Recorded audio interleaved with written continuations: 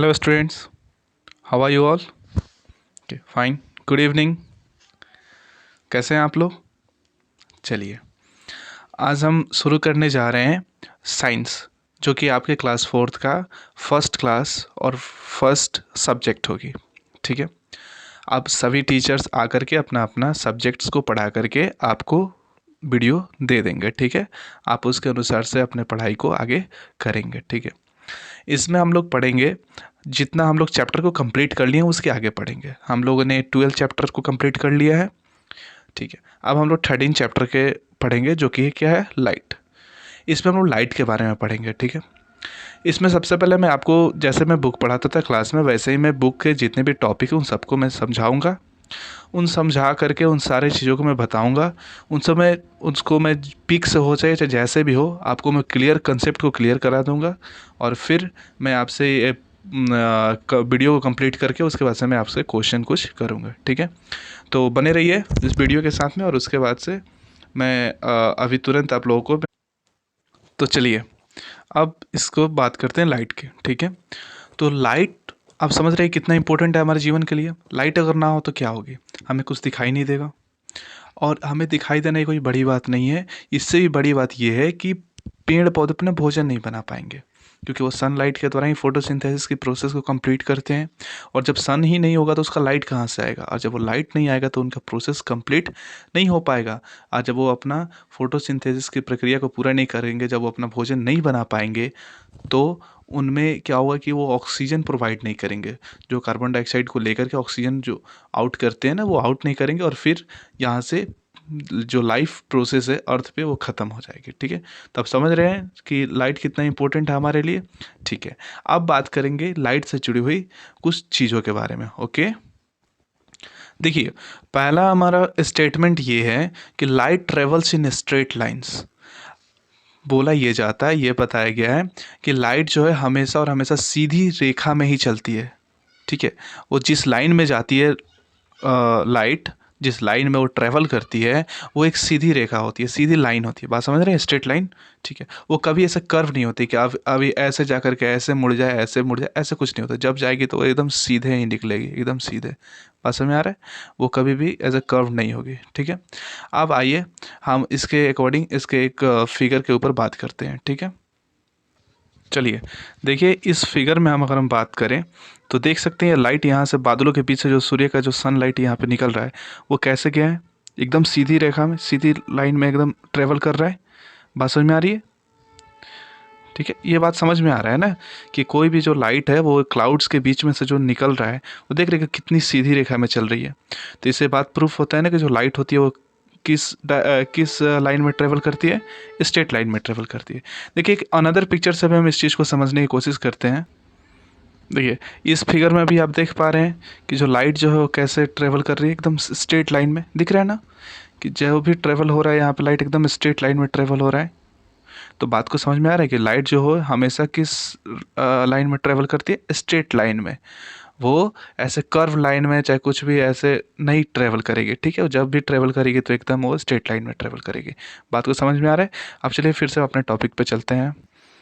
तो जैसा कि आपने वो फिगर में देखा कि जितने भी लाइट थी वो किस लाइन में ट्रेवल कर रही थी, तो स्ट्रेट लाइन में ट्रेवल कर रही थी। ये बात क्लियर हुआ कि लाइट जो है कभी भी किस लाइन में ट्रेवल करेगी, स्ट्रेट लाइन में ही ट्रेवल करेगी। अब हम अपना सेकंड पॉइंट देखते हैं। तो सेकंड पॉइंट बोल रहा है कि थिंग्स रिफ्लेक्ट लाइट। बात समझ में आ रहा है कि कोई भी जो वस्तुएं हैं वो लाइट को क्या करती है, रिफ्लेक्ट करती है। रिफ्लेक्ट समझ में आ रहा है कुछ? चलिए रिफ्लेक्ट को पहले समझते हैं, रिफ्लेक्ट क्या होता है। देखिए, रिफ्लेक्ट होता है कि जैसे आप किसी बॉल को लेते हैं, बॉल को लेकर के किसी दीवार पे मारते हैं, तो जब दीवार पे मारते हैं तो फिर वो वहाँ से बॉल क्या होता है, वापस आता है ना। जिधर से मारे उधर ही आता है कि कहीं और चला जाता है? जिधर से मारे उधर ही आता है। तो वहाँ पे क्या हो रहा है, बॉल का रिफ्लेक्ट हो जा रहा है। बॉल क्या कर रहा है, रिफ्लेक्ट कर दे रहा है। मतलब आप जिस तरफ, जिस मीडियम से जिस डायरेक्शन में जा रहा है, उसी डायरेक्शन में फिर वो वापस भी आ जा रहा है। बात समझ में आ रहा है? रिफ्लेक्ट मतलब कि किसी भी चीज़ को जिस डायरेक्शन में जाना, तो किसी सरफेस से टकराने के बाद से फिर वापस उसी डायरेक्शन में आ जाना, इसी घटना को हम क्या कहते हैं, रिफ्लेक्ट कहते हैं या रिफ्लेक्शन कहते हैं। बात समझ में आ रहा है? अब यहाँ पे अब इस बात को हम लाइट के टर्म में समझते हैं कि इसका मतलब क्या होता है। ठीक है, अब समझते हैं कि कोई जो थिंग्स है, कोई जो वस्तु है, वो किसी लाइट को कैसे रिफ्लेक्ट करेगा। रिफ्लेक्ट को भी मैंने बताया ना कि रिफ्लेक्ट का मतलब किसी भी चीज़ को जाना और जा कर किसी सरफेस से टकरा करके, कोई चीज़ गया और किसी सरफेस से टकरा कर फिर वापस उसी दिशा में आ जाने को हम क्या कहते हैं, रिफ्लेक्शन कहते हैं। तो लाइट का रिफ्लेक्शन भी यही होगा कि लाइट जाएगा किसी डायरेक्शन में और किसी सरफेस से टकरा करके फिर वापस उसी डायरेक्शन में आ जाएगा। तो इस चीज़ को क्या कहते हैं, रिफ्लेक्शन ऑफ लाइट कहते हैं। बात समझ में आ रहा है। तो यहाँ पे बोल रहे हैं थिंग्स रिफ्लेक्ट लाइट, चीज़ें जो हैं, जो थिंग्स है वो क्या करती हैं, लाइट को रिफ्लेक्ट करती हैं। पहले लाइट को रिफ्लेक्ट को समझने से पहले, थिंग्स रिफ्लेक्ट लाइट जो कि हमारा 2 नंबर टॉपिक, इसको समझने से पहले ये समझते हैं कि जो थिंग्स है वो रिफ्लेक्ट क्यों करती हैं। आखिर ऐसा क्या होता है, आखिर उनको क्या क्या साबित क्या करना होता है ताकि वो रिफ्लेक्ट करती हैं। तो एक सिंपल सी बात को समझिएगा, जब तक कोई वस्तु लाइट को रिफ्लेक्ट नहीं करेगा तब तक वो वस्तु हमें दिखाई ही नहीं देगा। बात नहीं ना समझ में आ रहा है। चलिए, जैसे ही कोई वस्तु है, जैसे मान लीजिए कि यहाँ पे कोई एक वस्तु को मैंने ऐसे रखा, ठीक है, कोई लाइट आया, मान लो हम यहाँ पे हैं, हम मान लीजिए यहाँ पे हैं, तो कोई लाइट इधर से आ रहा है, इधर से कोई लाइट आया सूर्य की तरफ से, मान लीजिए सूर्य की तरफ से लाइट कोई आया, ये लाइट यहाँ पे आकर के इस वस्तु पे गिरा और इस वस्तु से टकरा कर फिर वापस ये मेरी आंखों पे आ गया। तो जब मेरी आंखों पे आएगा ना, तब हमें मालूम चलेगा कि अच्छा यहाँ पे एक क्या है, वस्तु है, वरना ये वस्तु हमें दिखाई नहीं देगा। बात समझ में आ रहा है। तो जब क्यों क्यों किया, देखो यहाँ पे लाइट यहाँ से आ रहा है और आ करके फिर वापस इससे टकरा करके फिर वापस उसी दिशा में जा रहा है। ये दिशा कॉमन है। अब ये नहीं कि जिधर से आएगा उसी में चला जाएगा, नहीं, उसी टाइप में जाएगा। बात समझ में आ रहा है। ठीक है, ये नहीं कि ये इधर से आके इधर ही नहीं चला गया। ठीक है, इसका फिर वापस मुड़ के उसी दिशा में गया। ठीक है, तो यहाँ पे जो हुआ इसी को कहते हैं लाइट का रिफ्लेक्शन।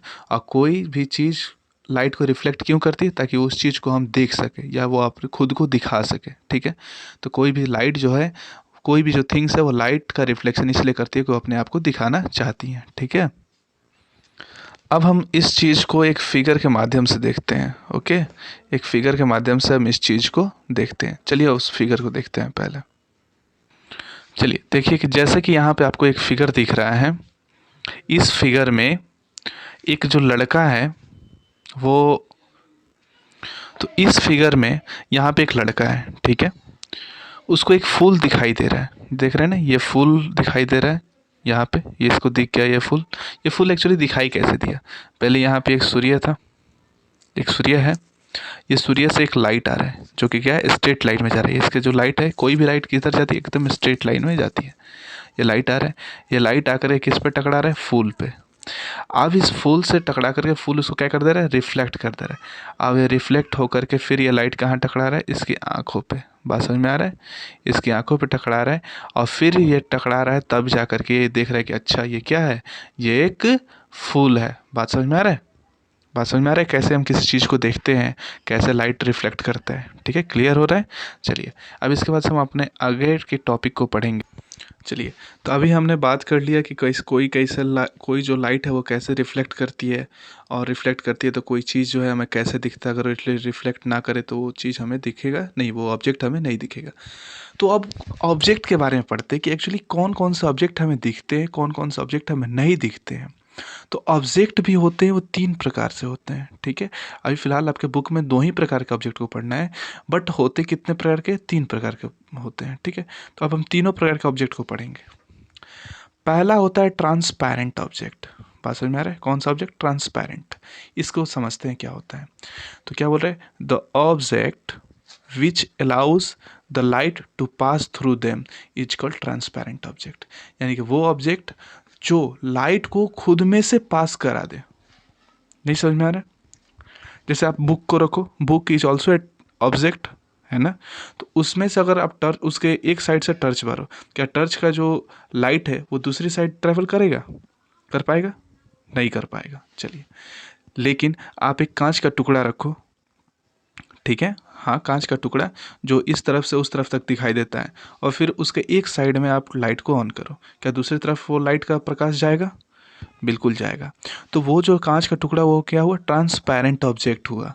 लेकिन यहाँ पे जो बुक है आपका वो ट्रांसपेरेंट ऑब्जेक्ट नहीं है। तो बुक कौन सा ऑब्जेक्ट है उसको आगे पढ़ेंगे। तो ट्रांसपेरेंट ऑब्जेक्ट समझ में आ रहा है। ट्रांसपेरेंट ऑब्जेक्ट वो ऑब्जेक्ट जो लाइट को खुद से पास कराए, मतलब वो लाइट उसमें उसके बॉडी में आकर के टच हो और फिर वो बॉडी के टच होकर वहीं पे रुके नहीं, उससे आगे निकल जाए, बॉडी को क्रॉस कर जाए। बात समझ में आ रहा है। तो उसे कहते हैं ट्रांसपेरेंट ऑब्जेक्ट। क्लियर। इसके बाद से हम आगे का पढ़ते हैं, आगे कौन सा ऑब्जेक्ट है। चलिए, इस ट्रांसपेरेंट ऑब्जेक्ट को अभी आपने पढ़ा। ट्रांसपेरेंट ऑब्जेक्ट के बाद आती है ट्रांसलूसेंट ऑब्जेक्ट। ट्रांसलूसेंट ऑब्जेक्ट क्या बोलता है कि the object which allows the light, the object which allows some amount of light to pass through them is called translucent object। बात समझ में आ रहा है। मतलब ये एक ऐसा ऑब्जेक्ट होता है जो लाइट को पास कराता है लेकिन 100% नहीं करा पाता है। कुछ ही परसेंट पास कराता है, बाकी परसेंट या तो वहीं पे जाकर रुक जाते हैं या वहाँ से वहीं पे जाकर के एब्जॉर्ब हो जाते हैं या वो इधर उधर निकल जाते हैं, लेकिन उनसे पास 100% नहीं होता है। जैसे अगर अगर एक लाइट को भेजा जाए तो उसको अगर हम 100% मान लें, उस लाइट को अगर हम 100% मान लें तो बाकी का जो लाइट है उसमें से मान लीजिए कि 20% ही क्या होगा, 20% ही उसमें से पास करेगा और बाकी का जो 80% है वो 80% पास नहीं करेगा, वो इधर ही रुक जाएगा, एब्जॉर्ब हो जाएगा। बात समझ में आ रहा है। तो ये जो 20% जब लाइट जब पास करेगा तो हमें उस पार के चीज़ें को, मतलब कि जो ऑब्जेक्ट के उस तरफ के चीज़ों को अगर हम देखेंगे तो हमें धुंधला दिखाई देगा, या तो नहीं दिखाई देगा, दिखाई देगा तो धुंधला दिखाई देगा। आप इसको सिंपल एक ऑब्जेक्ट को एक किसी भी ऐसा ऑब्जेक्ट जो लाइट को पास ना करे उसको आप ट्रांसलूसेंट बना सकते हैं। कुछ ऐसे ऑब्जेक्ट जैसे कि आप एक पेज ले लीजिए, एक पेज, वो पेज आपको इस तरफ से आप देखेंगे तो उस तरफ का चीज़ नहीं दिखाई देगा। और उस पेज के ऊपर क्या करिए कि एक कोई सा तेल, ऑयल कोई भी डाल दीजिए एक तरफ। ऑयल डाल देने के बाद से जब वो हल्का सा ऑयल सूख जाता है, फिर आप इस तरफ से देखिएगा तो इस तरफ का चीज़, एक तरफ से अगर आप देखिएगा तो उस तरफ का हल्का थोड़ा बहुत कुछ चीज़ें दिख जाएंगी, लेकिन कुछ क्लियर नहीं दिखेगा, धुंधला सा दिखेगा। ठीक है। तो उस टाइम में जो ऑब्जेक्ट वो बन गया, वो कौन सा ऑब्जेक्ट बन गया, ट्रांसलूसेंट ऑब्जेक्ट। या फिर बहुत सारे ऐसे ग्लास होते हैं, जैसे कि आप गाड़ी में बैठती है तो उसका जो विंडो ग्लास होता है ना, वो विंडो ग्लास ज़्यादा स्क्रैच हो जाने से, घिस जाने से क्या होता है कि दूसरी तरफ जब तक वो ठीक रहता है तब तक दूसरी तरफ साफ दिखता है, क्लियर। लेकिन जब वो घिस जाता है तो वहाँ पे बहुत धुंधला दूसरी तरफ दिखता है। ठीक है। तो जब घिस जाने के बाद वो कौन सा ऑब्जेक्ट हो जाता है, ट्रांसलूसेंट ऑब्जेक्ट हो जाता है। जब एकदम साफ रहता है, क्लियर रहता है, तो कौन सा ऑब्जेक्ट रहता है, वो ट्रांसपेरेंट ऑब्जेक्ट रहता है। बात समझ में आ रहा है। ट्रांसलूसेंट क्या कहेंगे कि जो लाइट को बहुत कम मात्रा में पास होने दे, बाकी मात्रा वहीं पे एब्जॉर्ब हो जाए, वहीं पे वो ख़त्म हो जाए, लेकिन बहुत कम मात्रा उस तरफ जाए। तो इसलिए कोई भी ऑब्जेक्ट जो होगा उधर का वो हमें बहुत कम दिखेगा, या तो धुंधला दिखेगा नहीं तो नहीं दिखेगा। बात समझ में आ रहा है। इसके बाद से आती हैं हमारी अगली एक और ऑब्जेक्ट, उसके बारे में पढ़ लेते। चलिए, तो ये जो तीसरा ऑब्जेक्ट का जो टाइप है वो उसका नाम है ओपैक ऑब्जेक्ट। पहला था ट्रांसपेरेंट जिसमें 100% क्लियर दिखता था सामने की चीज़ें, लेकिन और ट्रांसलूसेंट में क्या हो गया कि क्लियर नहीं दिखता सामने की चीज़ें, क्योंकि वो लाइट को 100% पास नहीं करता था, इसलिए सामने की चीज़ें धुंधला दिखती थी। ये जो ओपेक ऑब्जेक्ट है वो क्या होता है, इसको पढ़ते हैं, the light which does not allow the light to pass. ठीक है। The object which does not allow the light to pass, मतलब ये ऐसा ऑब्जेक्ट होता है जो कि खुद से लाइट को पास नहीं करने देता, बिल्कुल रोक देता है। ट्रांसपेरेंट में 100% पास हो जाता था, ट्रांसलूसेंट में बहुत कम पास होता था, बाकी इधर ही रह जाता था। लेकिन ओपेक में क्या होगा, बिल्कुल भी पास नहीं होगा, वो इधर ही रह जाएगा। जैसे कि हाँ, बुक का जो एग्जांपल है, तो बुक आप ले लीजिए अपना मोटा, और उसके आप टर्च इस तरफ से जा रही है, उस तरफ लाइट बिल्कुल भी नहीं जाएगा, तो आपका बुक कौन सा ऑब्जेक्ट हो गया, ओपैक। आपका बेंच, टेबल, ये सब जितने भी ऑब्जेक्ट है वो कौन सा ऑब्जेक्ट हो गए, ओपैक। ठीक है। बात को समझ में आ रहा है। चलिए, तो ओपैक समझ में आ गया, जो कि लाइट को बिल्कुल भी पास ना करे। ठीक है। चलिए, अब हम अगला टॉपिक पढ़ते हैं शैडो के बारे में, कि शैडो क्या होता है। शैडो पहले कोई ना कोई ऑब्जेक्ट के वजह से बनता है। तभी हमने 3 ऑब्जेक्ट पढ़ा, तो 3 ऑब्जेक्ट में से किस ऑब्जेक्ट की वजह से शैडो बनेगी इसको जानते हैं। देखिए, पहला ऑब्जेक्ट था ट्रांसपेरेंट, उसमें से जो लाइट था वो टोटली पास हो जा रहा था, तो अब निश्चित है कि उसमें शैडो बनेगा नहीं। और जो दूसरा था ट्रांसलूसेंट, उसमें से थोड़ा पास हो रहा था, लेकिन पास तो हो रहा था ना कम से कम, तो उसमें उसमें भी नहीं बनेगा। ऑब्जेक्ट बनेगा किसमें? ओपैक ऑब्जेक्ट से शैडो बनेगा, ठीक है। ओपैक ऑब्जेक्ट क्या करेगा? बिल्कुल भी लाइट को पास नहीं होने देगा, जिसके वजह से क्या होगा? वहाँ पे शैडो बन जाएगा, ठीक है। तो देखिए, इसको पढ़ते हैं। शैडो का जो डेफिनेशन है, when something opaque, when something क्या? Opaque blocks of light, the space behind it becomes dark and that space is called as shadow, ठीक है। जब कोई ओपैक ऑब्जेक्ट जो रहता है वो अगर लाइट को ब्लॉक कर ले, अरे लाइट को जब 100% रोक लिया मतलब क्या किया? ब्लॉक कर दिया। तो जब कोई ओपेक ऑब्जेक्ट है वो लाइट को जब ब्लॉक कर देता है, तो ब्लॉक करने के बाद से लाइट के रास्ते में क्या आ गया? ओपेक ऑब्जेक्ट आ गया। तो अब लाइट को उस रास्ते में आगे ट्रैवल नहीं करने देगा, तो वहाँ पे लाइट को क्या कर दिया? ब्लॉक कर दिया। अब लाइट को ब्लॉक हो जाने के बाद से उस ऑब्जेक्ट के आगे अब लाइट नहीं जाएगा, तो इसलिए वहाँ पे क्या आ जाएगा? वहाँ पे क्या आ जाएगा? अंधेरा आ जाएगा। The space behind it becomes dark. तो उस जो आपका ऑपेक ऑब्जेक्ट होगा उसके बगल में क्या होगा? उसके आगे या फिर उसके पीछे हम बोले तो अंधेरा हो जाएगा, ताकि वहाँ, क्योंकि वहाँ पे लाइट नहीं जा रहा है। अब उस अंधेरे ही जगह को हम क्या कहते हैं? शैडो कहते हैं। बात समझ में आ रहा है? कोई दिक्कत? ठीक। इसके लिए हम एक फिगर को देख लेते हैं कंफर्म करने के लिए, ठीक है। चलिए, जैसे कि आप इस फिगर में देख रहे हैं कि ये लाइट के रास्ते में यहाँ पर भी क्या हो रहा है? लाइट पास हो रहा है, लेकिन इस रास्ते में क्या हुआ? एक आदमी खड़ा हो गया है, जिसके वजह से ये लाइट को क्या कर लिया? रोक लिया है। लाइट को क्या कर दिया है? रोक लिया है। अब इसके आगे लाइट जो है, इसके आगे लाइट नहीं पास कर पा रही है, इसलिए उस लाइट के इस इतने जगह में, लाइट के इतने जगह में क्या आ गया है? अंधेरा आ गया है, ठीक है। और इसी जगह को हम क्या कह रहे हैं? शैडो कह रहे हैं। बात समझ में आ रहा है क्या किसे हम कहते हैं शैडो, और शैडो क्यों बनता है? क्लियर हुआ? चलिए, तो ये इसको हम और आगे देखते हैं। तो आज के लिए इतना ही, ठीक है। कल अब हम लोग इसके आगे पढ़ेंगे, ठीक है। और कल हम पूरे लाइट को ख़त्म करेंगे, उसके बाद से उसका हम लोग क्वेश्चन आंसर कर लेंगे। Okay, thank you for watching this video and good bye.